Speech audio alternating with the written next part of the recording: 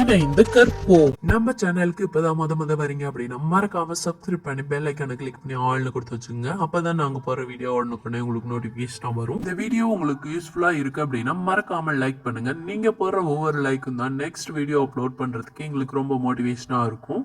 இன்னைக்கு நம்ம 9ஆம் வகுப்பு அறிவியல் முதல் பருவத்துல விலங்குலகம் உயிரிகளின் பல்வகைமை அப்படின்ற டாபிக்ல பார்ட் 2 வீடியோ தான் பார்க்க போறோம். பார்ட் 1 வீடியோ யாராவது பார்க்காம இந்த வீடியோ பாக்குறீங்க அப்படின்னா டிஸ்கிரிப்ஷன் பாக்ஸ்ல வீடியோ லிங்க் கொடுத்துருக்கோம். அதை கிளிக் பண்ணி அதை பார்த்துட்டு அதுக்கப்புறமா இந்த வீடியோ பாருங்க.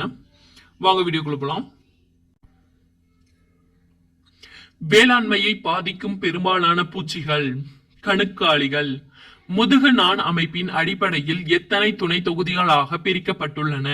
3. நன்னீர் மற்றும் கடல் நீர் என 2 நீர்நிலைகளிலும் வாழும் தன்மை பெற்ற அதிக சிற்றினங்களை கொண்ட தொகுதி இது. மெல்லுடலிகள். உடலை சுற்றி மேண்டில் எனும் மென்போர்வையும் அதன் வெளிப்புறத்தில் ஓடும் காணப்படும் தொகுதி இது. மெல்லுடலிகள். உணவு குழலை சுற்றிலும் உருண்டை வடிவில் மூளை அமைந்துள்ள உயிரி இது. ராட்சத சிப்பிமீன்.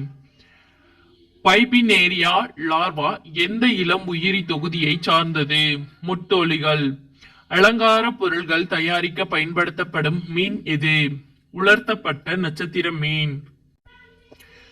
வெளிநாடுகளில் மிக விலை உயர்ந்த உணவாக பயன்படுத்தப்படும் மீன் எது? கடல் வெள்ளரி. அரைமுதுகு நாணிகளில் அதாவது துணி தொகுதி இடம்பெறும் உயிரி எது? ஏகான் புழுக்கள். ஏகிரேனியா அதாவது மண்டையோடற்றவை என்று அழைக்கப்படும் துணை தொகுதி எது? முன்முதுகு நாணிகள். கீழ்கண்டவற்றுள் ஆம்பியாக்சிஸ் உயிரினம் எந்த துணை தொகுதிக்கு எடுத்துக்காட்டாகும்? தலைமுதுகு நாணிகள். அரைமுதுகு நாணிகள் பற்றிய கூற்றில் தவறானது எது? உடற்கண்டம் உள்ளவை மற்றும் ஈரடுக்கு உயிரிகள். தலைமுதுகு நாணிகள் பற்றிய அதாவது துணை தொகுதி கூற்றில் சரியானதை காண்க. இதில் முதுகு நான் லார்வா நிலையில் வால் பகுதியில் மட்டும் காணப்படுகிறது.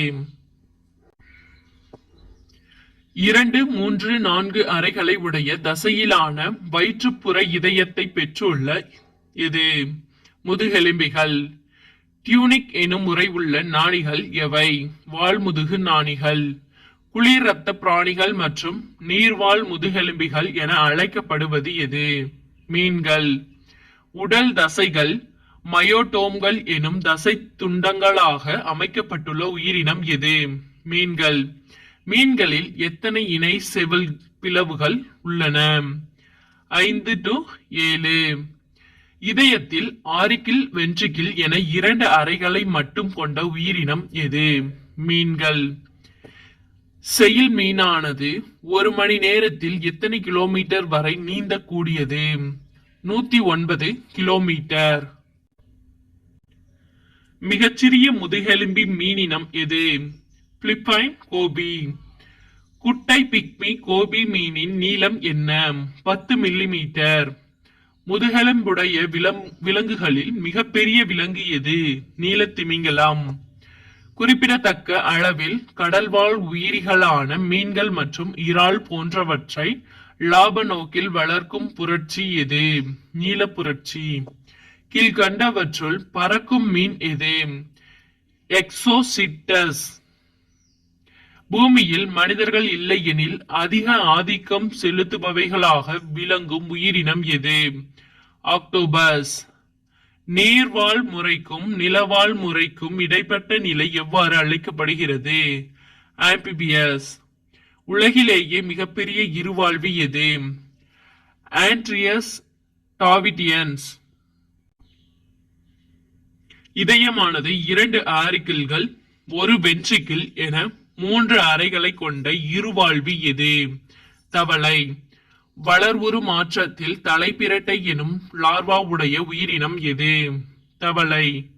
சீனாவின் ராட்சத சாலமண்டர் ஆண்ட்ரியஸ் டாவிடியன்ஸ் அளவு என்ன? 5 அடி 11 அங்குலம் 65 கிலோ.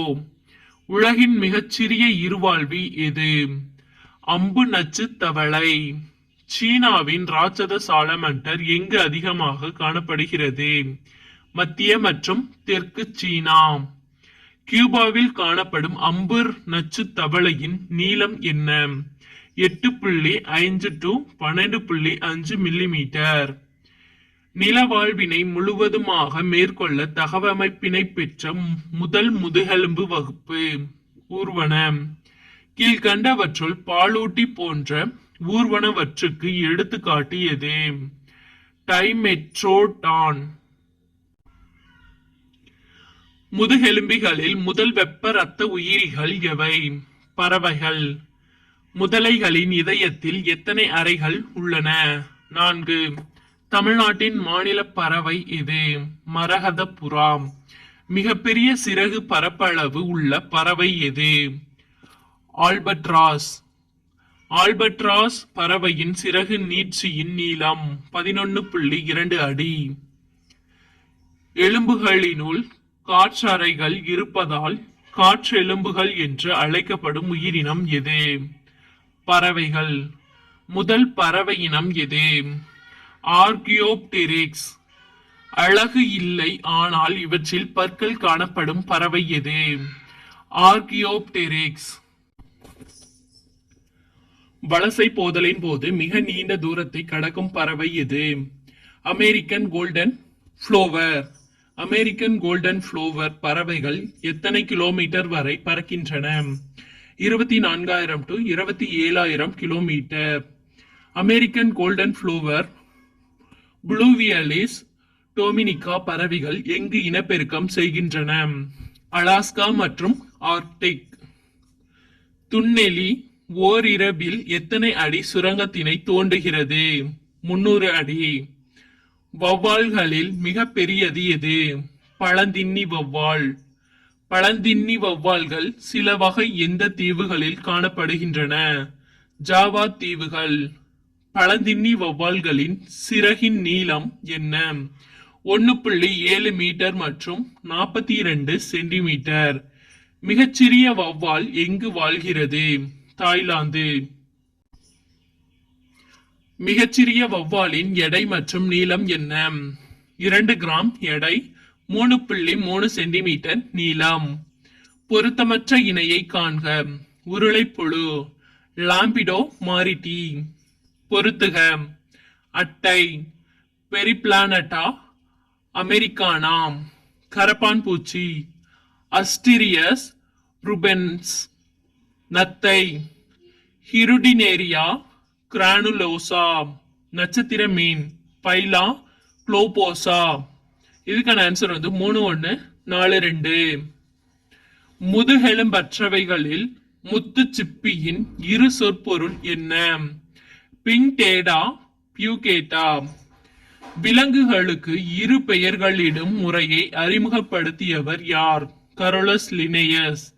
தவளையின் இரு சொற்பெயர் என்ன? ரானா ஹெக்ஸாடாக்டைலா. பொருந்தாத இணையை காண்க. மயில் கேனிஸ் ஃபெமிலியாரிஸ். கீழ்கண்டவற்றுள் மனிதனின் இரு சொற்பெயர் என்ன? ஹோமோசெபியன்ஸ். பேரினம் மற்றும் சிற்றினம் என்ற பெயர்களை அறிமுகப்படுத்தியவர் யார்? Carolus Linnaeus.